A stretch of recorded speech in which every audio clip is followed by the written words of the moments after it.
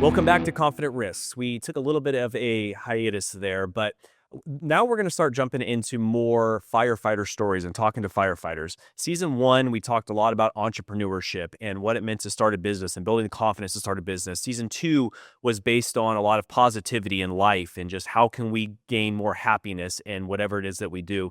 But with our business and being in the fire industry and building firefighting apparatuses, it's very clear, especially after doing the Kevin Shea episode, that we need to talk to firefighters more. And the thing about that too is it may seem like, well, if you're not a firefighter, how does that pertain to me? But what I've found is that there's a lot of correlations in the fire service to life itself.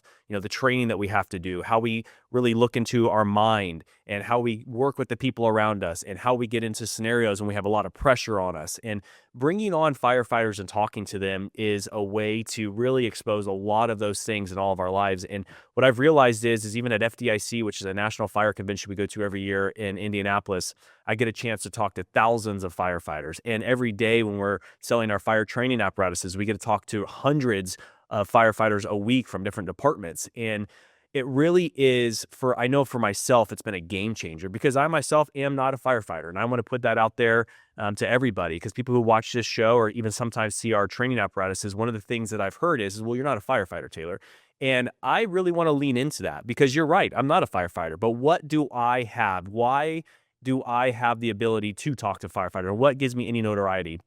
And what I would say from that is that we build some of the best training apparatuses anywhere. And I'm okay saying that because the reason we are able to do that is because we have firefighters on staff, like some of the ones that we're going to have on in the first couple episodes, who have worked with us at KCFR, Coeur d'Alene, up in northern Spokane as well.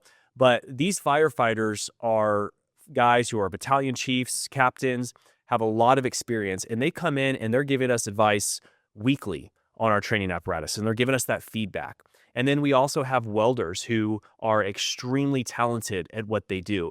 And the reason why I say that is that I'm not a welder, I'm not a firefighter, but we build world-class training apparatuses. It's because I'm willing and our group is willing to listen to the people who understand and know. And one of the things that I always say too is, like, if I'm an airline pilot and I fly a jet, I'm not necessarily the best mechanic. Do I understand what's happening with the jet? Sure, of course I do. But I'm also not the one who's building the engine. And I take on the same type of thing when we build fire training apparatuses, which is, you know what, I haven't been a firefighter, but what I am good at is business. What I am good at is getting cost points and price points where they need to be. What I am good at is getting quality where it needs to be. And what does that take? It takes bringing the right people in to do the right job. And that's what I'm good at.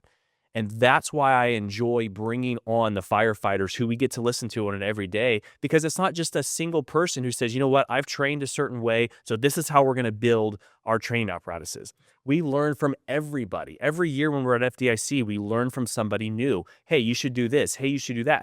I'm not prideful enough to say, you know what, those are great ideas.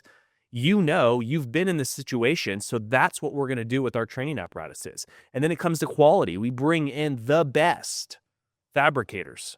We bring in the best quality control because we want to build the best thing. There's nothing worse than getting a product that doesn't meet up the standards. I was just under a pontoon boat yesterday actually working, and I was looking at some of the quality of work that they did, which was horrific. And I'm not going to put out any names, but I look at that quality and I think to myself, our company would never do this.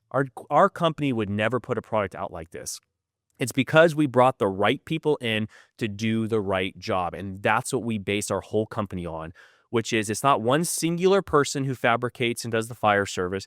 It's multiple people collectively who bring in knowledge from what they've done in the past. And those are the people who come in and help build our products. It's you. It's the people watching. You are the ones who design our products because we listen to what you say. We've got hundreds of training apparatuses now across the country that are at training facilities and are at fire departments from Florida to Alaska to Canada, Hawaii to Pennsylvania to Maine to Texas, everywhere. We have people from all industries, hundreds of them. And we learn from those departments, and that's how we continue to make our product better, is because of the data that we get back from you guys. So it only fits that now that when we change this podcast, Confident Risks start here. That's our new company logo. Confident Risks start here. Why is that? Because when you get into a situation, the training that you do dictates what happens to us, the people that you're going to serve. And those are the guys that we want to talk to. And just talking, I get chills just even saying this. I know you guys hear me say that a lot, but I do. Because I talk to firefighters daily, and the stories and situations that our first responders go through are like none other. So if you're not a firefighter, I encourage you, watch the episodes. You will learn something. If you're a firefighter, watch the episodes and learn something. And here's what I will say too. Our social media page has been doing extremely well over the past 3 or 4 months. That's a great testament to our media team. But I'll say this.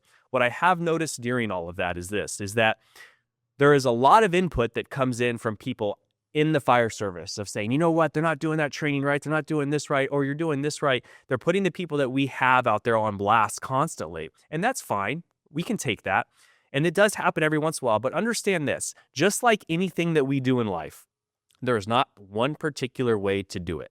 There is multiple different ways. And when we go to training seminars, when I talk to our captain and we talk to one of our battalion chiefs or battalion chiefs that are on staff, what we always say is that when they go into training environments where they're taking our prop and they're going to train on it, what they always say to everybody is, look, there are multiple ways to do this training evolution. Take something from what you hear, put it in the back of your head, because you never know when you're going to use it.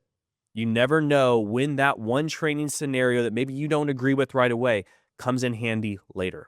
Take the knowledge collectively, take the data points, and apply it to what you do. There'll be people you talk to or that come on the show that may not say something that you necessarily agree with, but take the knowledge from it, apply it, because who knows when you might have to utilize that if you're in the fire service later. And again, for those of you who aren't firefighters, I encourage you, just like myself, listen. There are things to take away from when you get into real world environments, when lives are on the line, that you have to be able to learn from. And the same thing goes in our everyday lives too, and the things that we do. You know, you may not think that applies to me when I'm in an office setting, but it does, because you think about the times or the situations that you go into where they're high pressure situations and the heart starts beating, everything else.